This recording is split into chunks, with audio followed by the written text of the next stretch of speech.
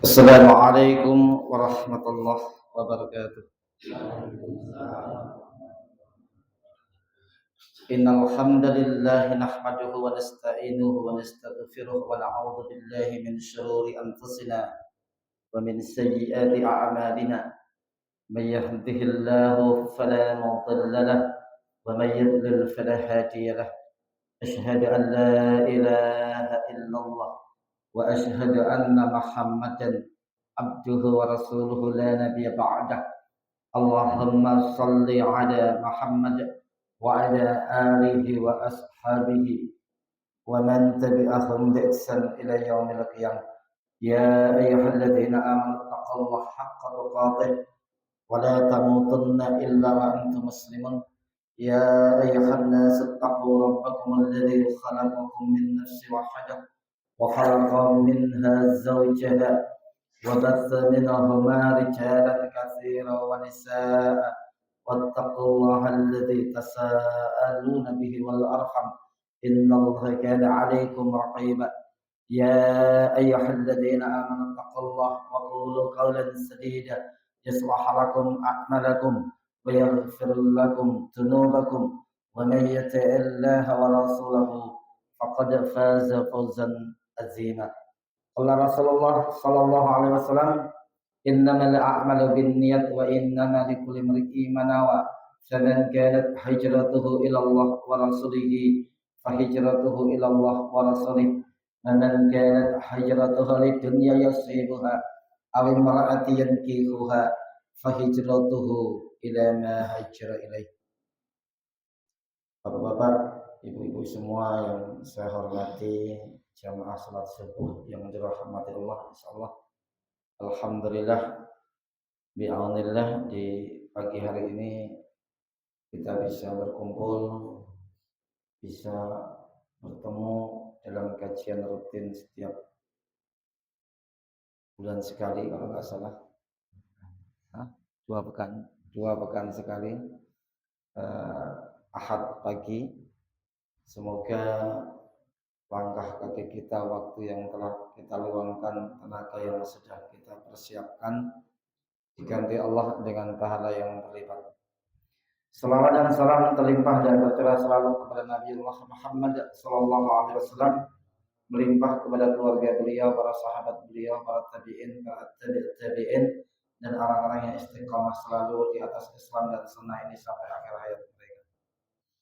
Bapak-bapak, ibu-ibu semua yang saya hormati, manusia yang paling mulia di sisi Allah itu yang memiliki ketakwaan yang paling tinggi.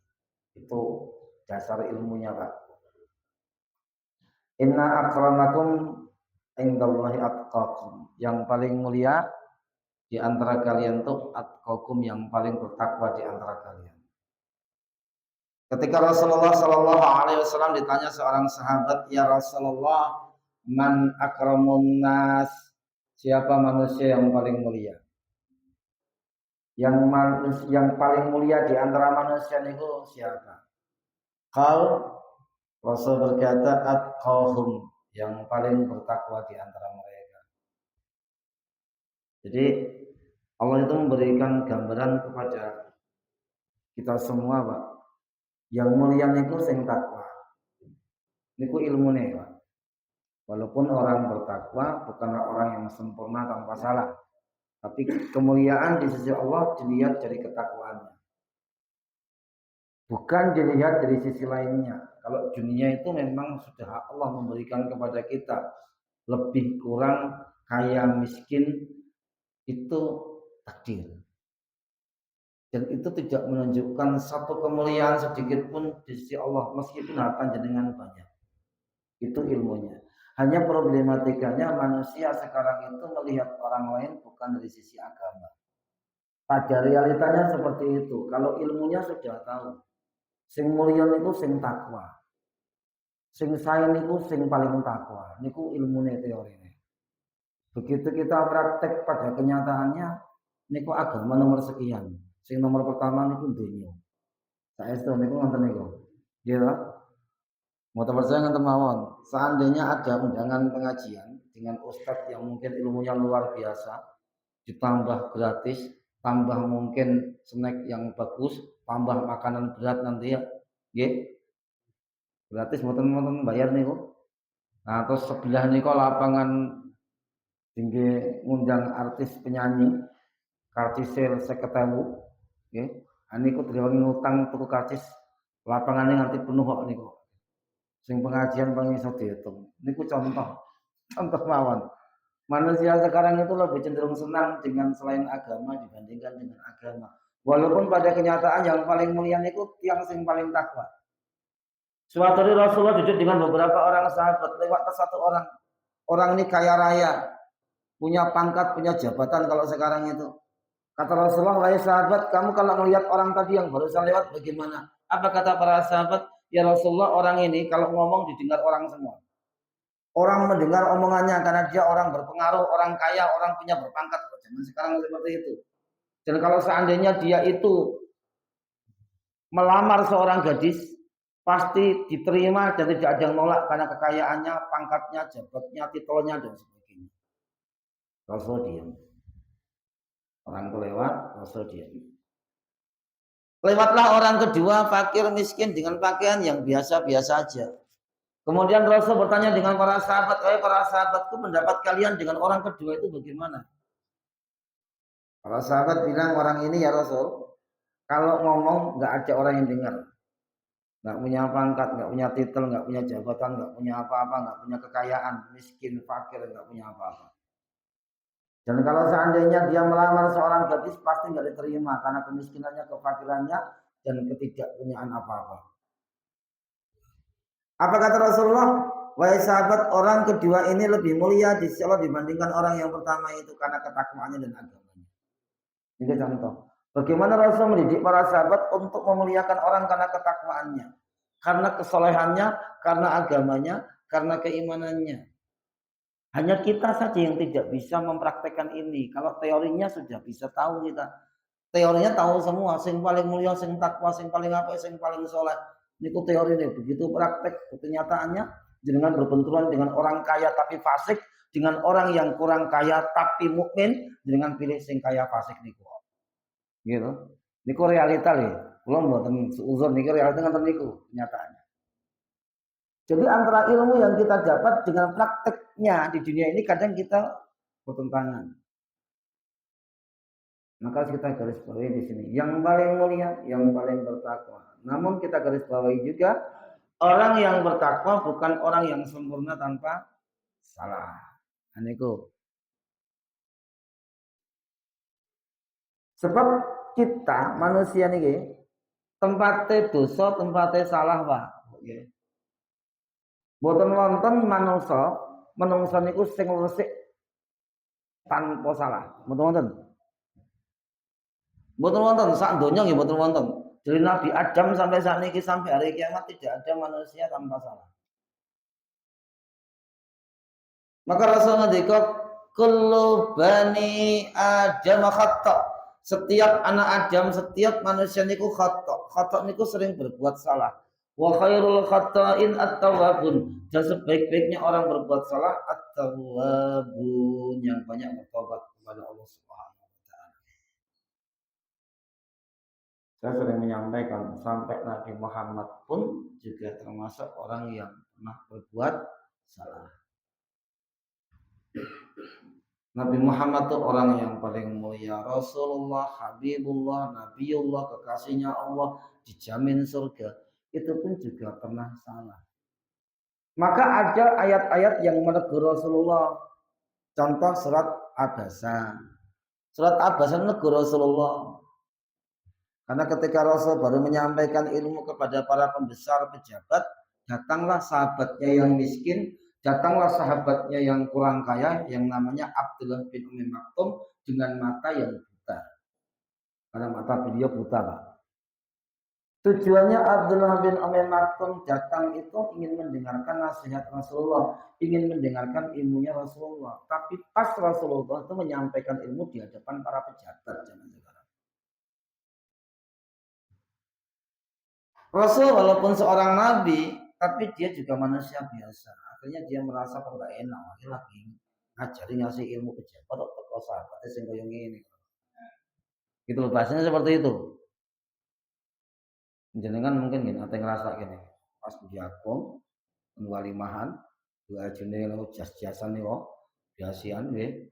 Sepatu yang melipit ireng kilat kinclong nih kok berarti kok semir soalnya ora semir ya blutuk nih kok elek. Iku semir. Dugi rencangin jenengan. Ya. Bajune biasa sendal jepitan misalnya ngoten lho. Misalnya ngoten niku. Jenengan ate ngrasake mboten penak. Ya aku mau sendal jepit, bajune kaya ngene kan ngoten to. Niku biasa manusiawi, tetapi niku mboten nangsa. Tidak semua manusia bisa beli baju jas. Tidak semua manusia bisa beli baju batik yang mahal. Tidak semua manusia bisa beli sepatu. Tuku sendal jepitnya alhamdulillah kok niku. Datang ke walimannya alhamdulillah wong perintahnya awalin walau bisa. Ya kan? Walimahanlah walaupun cuma dengan seekor kambing dan diwajibkan datang idza du'iya ilal walimati falyatiya. Jika diundang walimah datang, tapi ketika kita datang orang atau sahabat kita yang dengan pakaian yang kurang bagus di walimah, kita pernah merasakan tidak enak atau mungkin isin. Bahasanya ngoten. Nate to, Pak. Nah itu, mboten usah dipungkiri niku nggih. Wong enggak usah baju compang-camping, datang temen jenengan pakai baju koko niku ya kadang isin nek waliman. Malah waliman kokoan, nah kokoan iki salat. Kan ngoten kadang-kadang ngoten niku. Padahal kita harus pahami, datang ke waliman itu tidak harus jas, datang ke waliman tidak harus pakai baju batik. Perintahnya datang, tapi kadang-kadang kita merasa malu ketika teman kita kurang bagus bajunya. Sama dengan Rasulullah. Rasul pun juga manusia biasa yang pernah ada rasa itu. Ketika sedang mendakwai para pembesar, datang Abdullah bin Umi Maktum dengan pakaian yang sangat kurang bagus, matanya buta, nganggo teken meneh. Itu Rasul juga pernah ada rasa bermuka masam. Maka ditegur sama Allah. Abasa wa tawalla anja'ahul a'ma. Wahai yang bermuka masam siapa? Rasulullah. Ketika datang orang yang bermata buta, siapa? Abdullah. Ditegur. Di surat At-Tahrim ayat setunggal itu menegur Rasulullah niku. Di surat Al-Kahfi niku ada ayat yang menegur Rasulullah juga.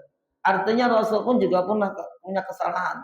Manusia sesuper Rasulullah, sehebat Rasulullah pun pernah salah, pernah khilaf. Mau bentene kula jenengan kalih Rasulullah mung setunggal. Yen Rasulullah niku napa? Wa qad ghafarallahu laka ma taqaddama min dzambika wa ma ta'akhir. Rasul niku dosane sing sakwise kalih sakderenge pun diampuni niku bedane ngoten. Yen kula jenengan sakwise durung tentu apane sakdurunge. Nggih to? Dosa sakdurunge kon njaluk ampunan ya piye? Enak tenan.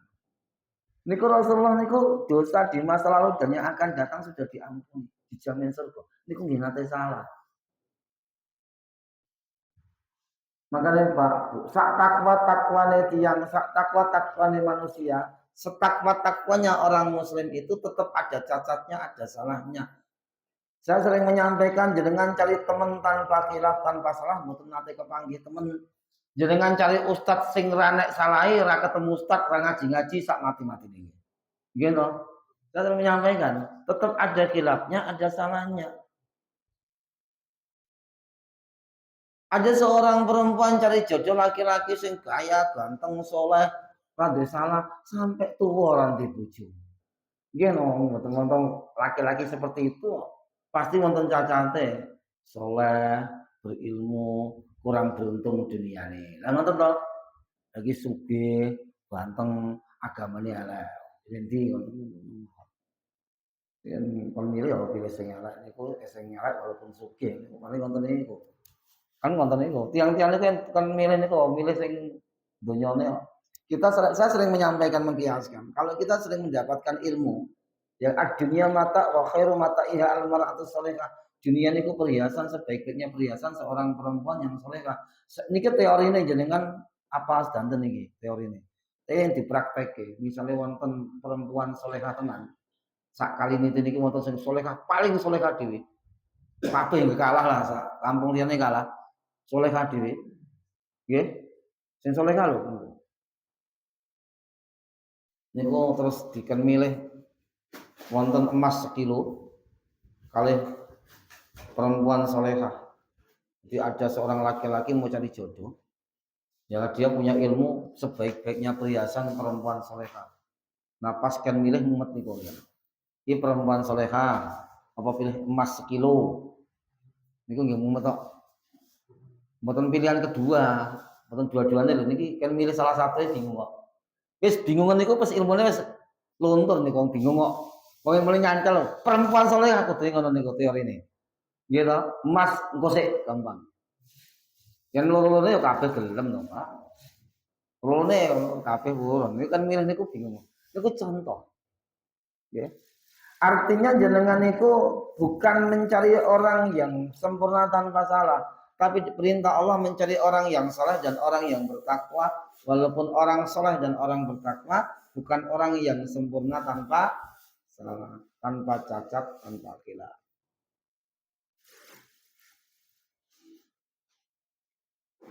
Dosa kita itu ada dua biasanya. Satu dosanya kepada Allah, yang kedua dosa kepada manusia. Jenengan boten nate boten dosa kali Allah, boten nate boten salah kali manungsa. Kita niku pernah salah, pernah dosa, pernah khilaf baik kepada Allah maupun kepada manusia. Seumpama kita tidak berbuat salah kepada Allah, jenengan berbuat salah kepada manusia. Kalau seandainya kita nggak pernah berbuat salah kepada manusia, dengan berbuat dosa kepada Allah Subhanahu Wa Taala atau dua-duanya. Betul-betul latihan sih, betul-betul dosa, betul. Maka orang bertakwa itu harusnya menjalin hubungan hablum minallah dengan kuat, menjalin hubungan hablum minan nas juga. Bagaimana menjalin hubungan hablum minallah? Menjalin hubungan hablum minallah cuma dua.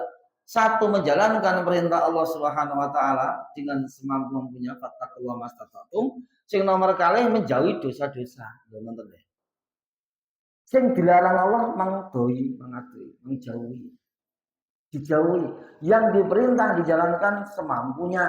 Itu tak channel. Kalau seandainya kita berbuat dosa kepada Allah, berbuat maksiat misalnya, ya Allah aku sudah berbuat maksiat kepadamu, gampang nih teori ini. Kalau seandainya kita itu berbuat dosa, berbuat khilaf, berbuat maksiat kepada Allah, cukup satu caranya supaya menghapuskan dosa itu, tobat dengan tobatan nasuha. Perintahnya tubuh ilallahi tobatan nasuha, bertobatan dengan tobat yang sebenar-benarnya. Jangan diampuni dosa ini. Dosa sebesar apapun, seluas apapun, jenengan yang masih sehat seperti ini, belum sakaratul maut, diampuni, Pak. Bu, jenengan dosa syirik sekalipun diampuni. Selama jenengan tersih sehat, boten sakaratul maut. Tapi kalau sudah sakaratul maut, tobat pun ditutup gitu.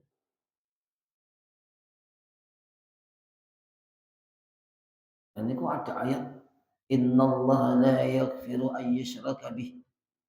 Allah tidak akan mengampuni dosa syirik. Ayat menika surat An-Nisa ayat 48 dan 116 menika niku dalile niku dinggit tiyang sing pun sedo. Kalau kita sudah meninggal dunia bahwa dosa syirik niku mboten diampuni. Kalau dosa lainnya masih ada harapan diampuni. Tapi dosa syirik menyekutukan Allah niku dibetok. Pas jenengan pun sedo niku tesih beto dosa niki pun niku aman. Aman napa? Aman janai. Maksud aman janai napa jenengan mlebu jana.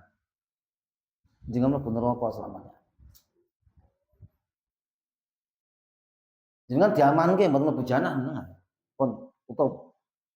Iki segel janai. Buka mlebu neraka.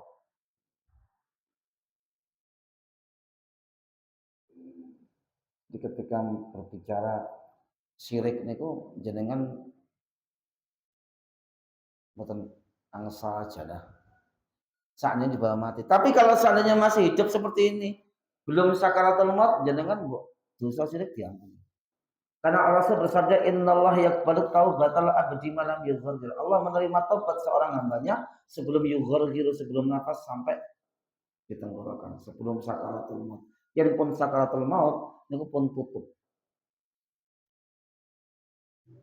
Tapi seandainya jenengan dosane niku mung dosa selain syirik masih ada harapan diampuni niku. Surgane tasih terbuka. Mboten diamanke kali jenengan. Tapi yang jenengan berbuat syirik besar niku surgane diamanke sih. Wis kira sama surga ngono kono wonten e. Gitu. Kalau kita berbuat dosa kepada Allah langsung aja minta ampun. Tapi satu, ketika kita berbuat dosa kepada manusia, jangan belum diampuni sebelumnya jangan minta maaf kepada orang tersebut. Sebelum kita minta maaf kepada orang tersebut, jangan nggak akan diampuni oleh Allah Subhanahu. Itu masalahnya kalau dosa kita dengan manusia.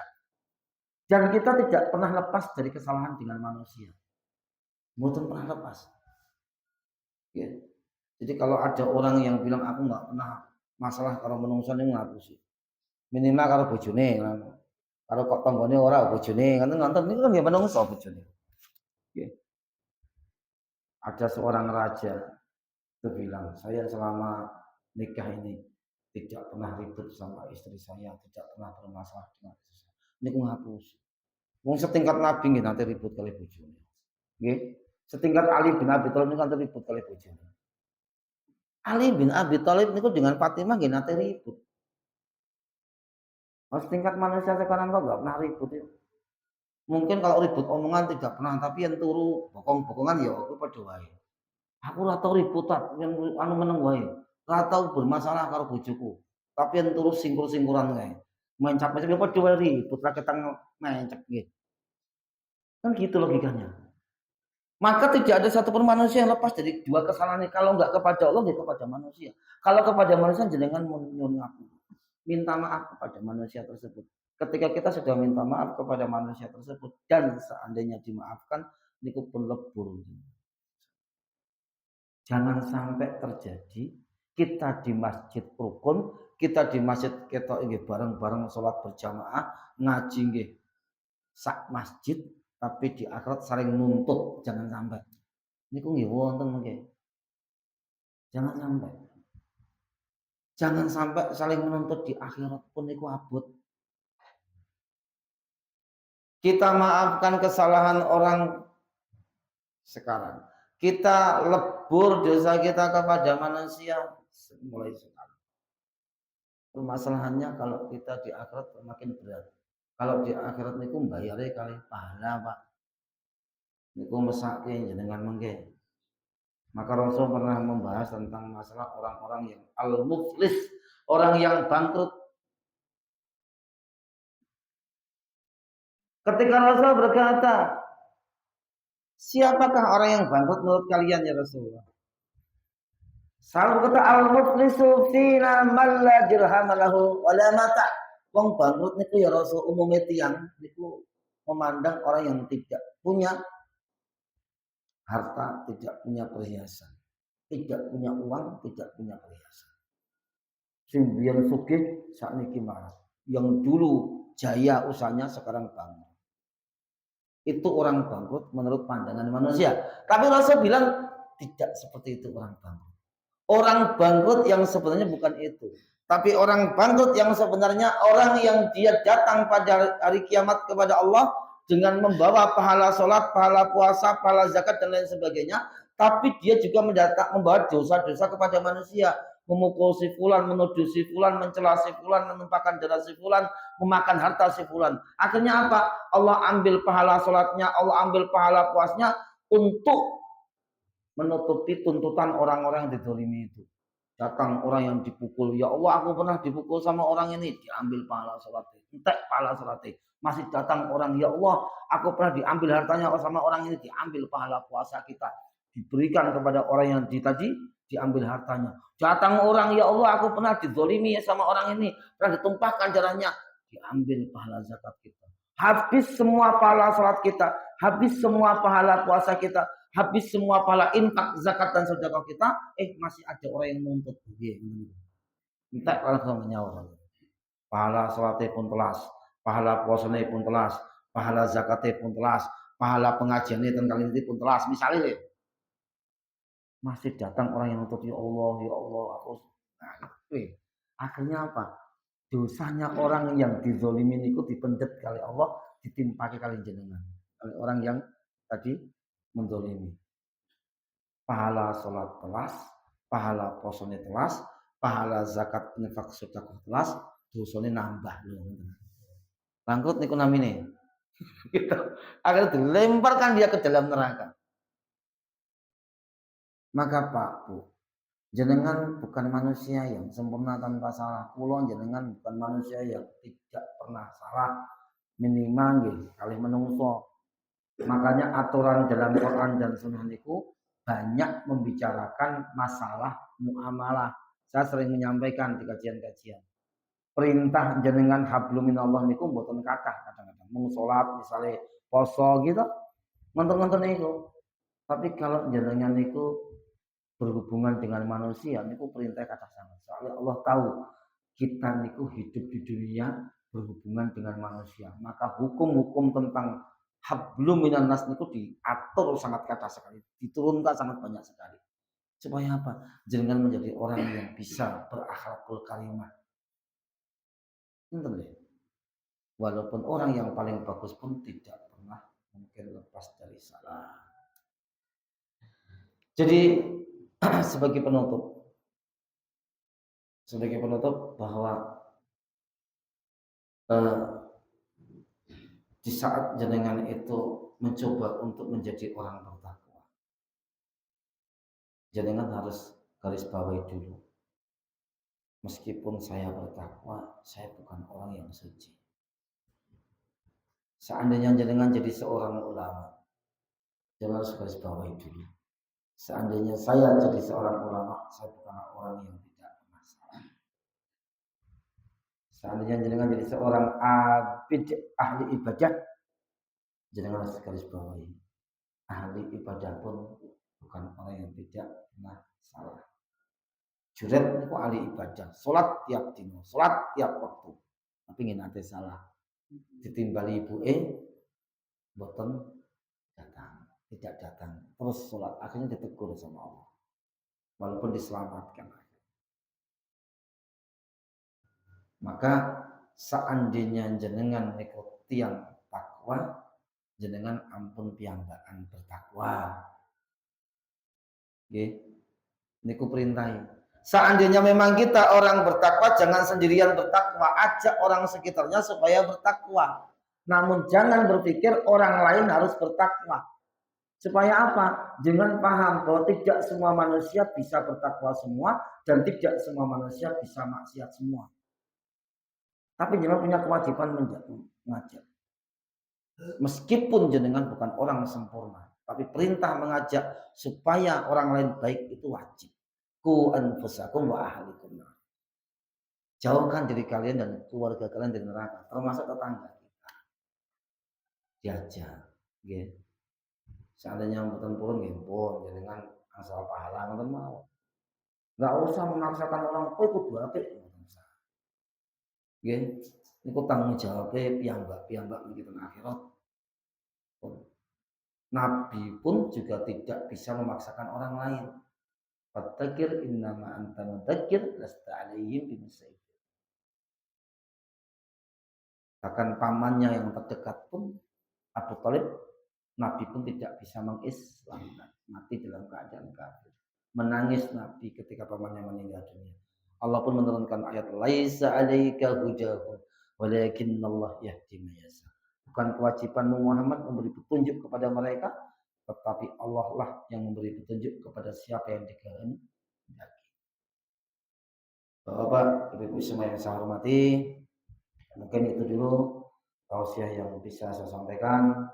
Kesimpulannya, tidak ada manusia tanpa salah. Setakwa-takwanya kita pasti ada khilaf, ada salah. Maka memaklumi kesalahan orang itu wajib buat jenengan. Wajib buat kita. Jika ada saudara kita yang salah, maka jangan berprinsip bahwa dia manusia biasa juga pernah salah. Tapi bukan berarti kesalahan didiamkan. Tetap kita nasihati, kita luruskan.